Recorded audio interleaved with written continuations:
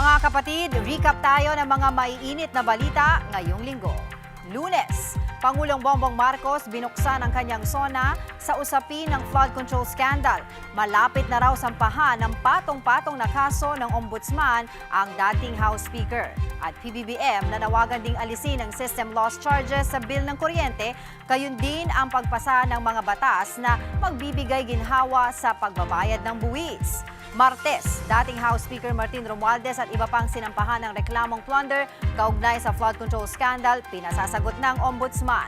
Senator Ping Lacson nagsumite ng mga ebidensya sa Ombudsman kaugnay ng umanay ghost flood control project sa Taguig.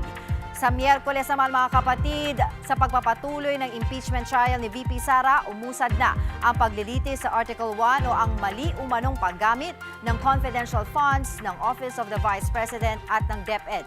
Testigo, ang dating manager ng Land Bank tinawag na unusual ang ilang cash transaction ng OVP. Huwebes, mga ipinasumpi ng tax at bank records si VP Sara hawak na ng Senate Impeachment Court. At pagpapatupad ng 85 pesos na dagdag sahod sa Metro Manila, ipinatigil muna ng Pasig RTC.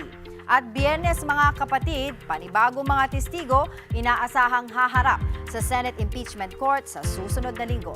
At yan po, ang ilan sa maiinit na update ngayong linggo. Para hindi mahuli sa balita mga kapatid, manatiling nakatutok sa News 5, True FM, One News at 1PH. At maging online sa account ng News 5 everywhere. Mga kapatid, Angela Lagunsad Castro po para sa komprehensibo at makabuluhang balitaan at talakayan. Mag-follow at subscribe na sa social media pages ng News 5.